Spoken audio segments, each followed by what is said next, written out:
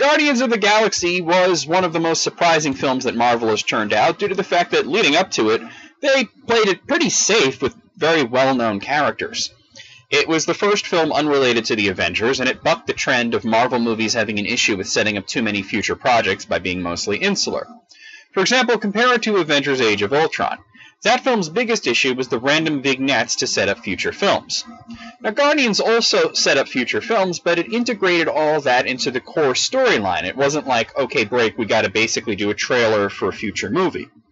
Volume 2 follows 3 years later, and it faces bigger challenges.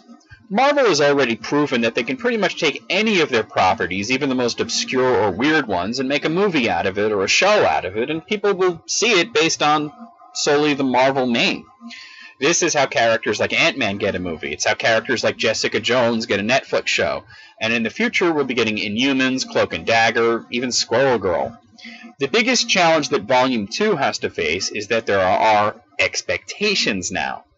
The original Guardians of the Galaxy was a fantastic film, but I would be lying if I didn't admit that part of how fantastic it was came from two small facts. One is that the comic it was based on wasn't very good, so it was kind of a surprise to how good the movie was, and the other was that the vast majority of people going to see it had no idea what to expect. They just heard the Talking Raccoon movie was good, so they went to see it.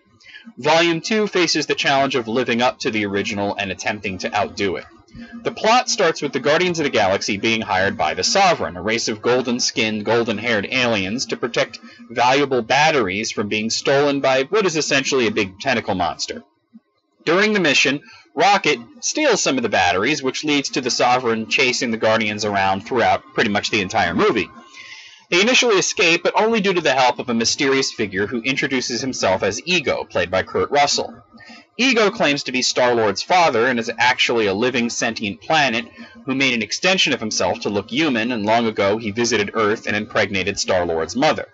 Ego has vast powers which he has passed on to his son and teaches him how to use them. The team also splits up with Rocket, Groot, and new recruits Nebula and Yondu on one end of the galaxy, and Star-Lord, Gamora, and Drax, and new member Mantis on the other, only reuniting toward the end of the movie for a climactic showdown involving the Guardians, the Ravagers, the Sovereign, and Ego. Along the way, there are a few surprises, such as seeing the original Guardians of the Galaxy, the characters created in the 60s. Though they aren't shown as being a team, we will see them, and the casting was a bit surprising. For example, Starhawk is played by Sylvester Stallone, and Mainframe was voiced by Miley Cyrus. That being said, while there are some surprises, there's also a sense of familiarity. From the beginning, the movie gets right into it with letting you know that not a lot has changed. Everything you loved about the first film is here. The dazzling, colorful set pieces, the characters that can switch between humor and emotion at the drop of a hat, and of course, the fantastic soundtrack, largely made out up of pop and rock songs from the 70s and 80s.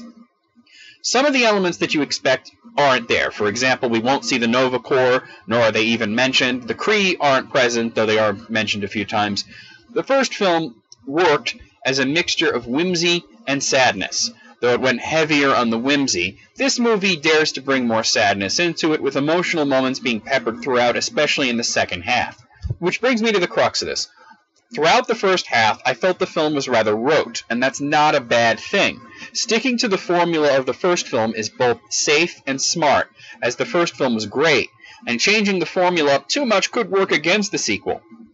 But the film became more daring toward the end, delving more into the relationships between the characters, and how each and every one of them has these crippling emotional flaws that are played for laughs, but also hold them back from ever being whole. They need each other to become whole, and that's why they make a great team. During the first half of the film, I also felt that the movie lacked a central villain like Ronan the Accuser to tie everything together and move the plot forward, but they went for a much more organic flow to the storyline this time, with the true villain revealing toward the end of the film in a way that is not surprising to the audience, but is surprising enough to the characters to work. You might want to chide these characters for not seeing it earlier, but remember, they have crippling emotional flaws that makes each one individually very easy to manipulate, and the team is split up. I think that in some ways this is a very similar film to the original, but in the end I think it's a little better. If only for delving into each individual character a bit more while still retaining the charm and fun. The only character who didn't really get any more depth is Groot, who spends the entire movie in a baby form, being basically the Pikachu of the group, and in one of the multiple post-credit scenes is shown to be growing into an adolescent phase, ending the cutesy mascot approach just before it might get played out. And that's really what makes this film wonderful. It knows exactly how long to push a gag, exactly how long to be sad, exactly how cute to go, exactly how many Technicolor explosions to give you before your senses dull. It's measured and careful, like a fancy dessert. I'll give it a 10 out of 10, with hopes that while the continuing ongoing saga of the Marvel Cinematic Universe continues to astound me, we still will hopefully occasionally get standalone films that require no extensive lore knowledge to enjoy, such as this one.